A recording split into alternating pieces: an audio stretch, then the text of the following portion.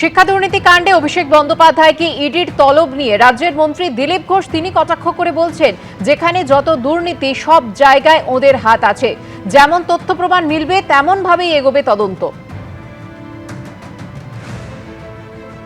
পশ্চিমবাংলায় নিচ থেকে উপর অব্দি সব জায়গায় ওনাদের হাত আছে, পার্টির হাইকমান্ডের হাত, সব সুবিধা ওনারা নিয়েছেন, নাহলে বন্ধ করেননি কেন? সব জানতেন। নেতারা দিনের পর দিন জেলে যাচ্ছে, ওনারা চুপ আছে, পার্টি থেকেও বহিষ্কার করেননি। তো সেই জন্য সমর্থন তো ছিলই সব জায়গায়, যেমন যেমন তথ্য আসবে আইন সেরকমভাবে এগোবে। পরপর 3 দিন অভিষেক বন্দ্যোপাধ্যায় তাকে 3টি পৃথক মামলায় জিজ্ঞাসাবাদের মুখোমুখি হতে হচ্ছে এবং আজকে প্রাথমিক নিয়োগ দুর্নীতি মামলায় ইডি তাকে ডেকে পাঠিয়েছে এবং সেই জিজ্ঞাসাবাদের সম্মুখীন হওয়ার জন্য অভিষেক বন্দ্যোপাধ্যায় তিনি আজকে যাবেন বলেই এখনো পর্যন্ত জানা গিয়েছে। হিন্দল দে সরাসরি এই মুহূর্তে আমাদের সঙ্গে রয়েছেন অভিষেক বন্দ্যোপাধ্যায়ের বাড়ির সামনে থেকে।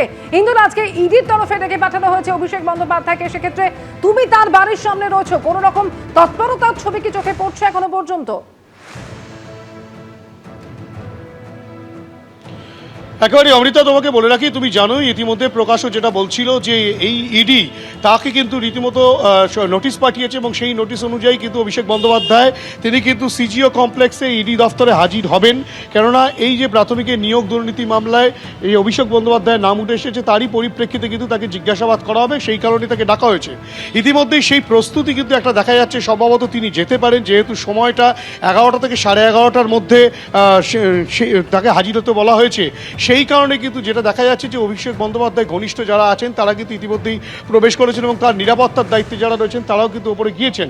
এবং যে ছবি অভিজিৎ দাস দেখাচ্ছে এখানে তুমি দেখতেই পাচ্ছ, একাধিক মানুষজন যারা অভিষেক বন্দ্যোপাধ্যায় অত্যন্ত ঘনিষ্ঠ তারা ভেতরে যাচ্ছেন, তার নিরাপত্তার দায়িত্বে যারা রয়েছেন তারাও যাচ্ছেন। এবং এই যে অডিওর কথা প্রকাশ বলছিল, সেই অডিও শোনানো হবে, যেহেতু সুজয় কৃষ্ণ ভদ্রকে এর আগেই জিজ্ঞাসাবাদ করা হয়েছিল। সুজয় কৃষ্ণ ভদ্রের থেকে যে তথ্য উঠে এসেছে এবং পারিপার্শ্বিক যেসব তথ্য, সেই সব তথ্যগুলো সমস্ত কিছু, সেই তথ্যের ভিত্তিতে রীতিমতো অভিষেক বন্দ্যোপাধ্যায়কে একাধিক প্রশ্নের সম্মুখীন হতে পারে, তেমনটা ইডি সূত্রে খবর। এবং সেই ইডি দফতরে যাওয়ার জন্য কিন্তু চূড়ান্ত পর্যায়ে একটা প্রস্তুতি চলছে। সম্ভবত তিনি বেরোবেন কিছুক্ষণের মধ্যে, তেমনটাই মনে করা হচ্ছে। তুমি দেখতেই পাচ্ছ যে ছবি দেখাচ্ছি, যে তিনি কিন্তু বেরোনোর যে পূর্বের যে প্রস্তুতি, সেই পূর্ব প্রস্তুতি কিন্তু চলতে শুরু করেছে এবং সম্ভবত তিনি আর কিছুক্ষণের মধ্যেই সিজিও কমপ্লেক্সের উদ্দেশ্যে বেরোবেন, ইডি দফতরে তিনি হাজিরা দেবেন এবং ইডির যা যা প্রশ্ন রয়েছে এই প্রাথমিক নিয়োগ দুর্নীতি মামলায় সমস্ত প্রশ্ন কিন্তু তার সামনে রাখা হবে, তেমনটাই ইডি সূত্রে খবর। অমৃতা। ধন্যবাদ হিন্দল। রবি, সোম এবং মঙ্গল পরপর 3 দিন তদন্তকারীদের আতশ কাঠের নিচে অভিষেক বন্দ্যোপাধ্যায়। গতকালই আপনারা জানেন যে বিধানসভা সই জালিয়াতি কাণ্ডে অভিষেক বন্দ্যোপাধ্যায় তাকে দীর্ঘ জিজ্ঞাসাবাদ করেছে সিআইডি। আজকে প্রাথমিক নিয়োগ দুর্নীতি মামলায় ইডির মুখোমুখি হতে হবে অভিষেক বন্দ্যোপাধ্যায়কে। এর আগে দুর্নীতি মামলায় কেন্দ্রীয় এজেন্সির তদন্তে উঠে এসেছিল লিপস অ্যান্ড বাউন্সের নাম। টেলিফোনে রয়েছেন আমাদের সঙ্গে প্রতিনিধি প্রকাশ সিনহা। প্রকাশ, আগেও এই প্রাথমিক দুর্নীতি মামলায় অভিষেক বন্দ্যোপাধ্যায় তাকে জিজ্ঞাসাবাদ করা হয়েছিল, আজকে তাকে ফের তলব করা হয়েছে, কি জানা যাচ্ছে আজকে মূলত কোন কোন প্রশ্নের সম্মুখীন হতে পারেন অভিষেক বন্দ্যোপাধ্যায়? দেখো, যেটা ইডি সূত্রের খবর, এর আগে অভিষেক বন্দ্যোপাধ্যায়কে জিজ্ঞাসাবাদ করে যে তথ্য পাওয়া গেছিল, সেই তথ্য এবং তোমার মনে থাকবে প্রায় 5000 পাতার নথি অভিষেক বন্দ্যোপাধ্যায় তিনি ইডি দপ্তরে জমা দিয়েছিলেন এবং সেই নথি খতিয়ে দেখার পর আরো কিছু তথ্য সামনে এসছে। সেই তথ্য সামনে রেখেই আজকে ফের অভিষেক বন্দ্যোপাধ্যায়কে জিজ্ঞাসাবাদ করা হবে। এবং তোমার মনে থাকবে যে সিবিআই এর যে চার্জশিট, সেই চার্জশিটে সিবিআই তরফে দাবি করা হয়েছিল যে একটি অডিও কল রেকর্ডিং আছে, অর্থাৎ একটি বৈঠক হয়েছিল, সেখানে কালীঘাটের কাকু, কুন্তল ঘোষ এবং একাধিক ব্যক্তিরা ছিল, যেখানে কিন্তু চাকরি বিক্রি কিভাবে হবে, কাদের মাধ্যমে হবে এবং কাদের কাছে কত টাকা যাবে, এই সমস্ত তথ্য কিন্তু সেই অডিও রেকর্ডিং এ রয়েছে।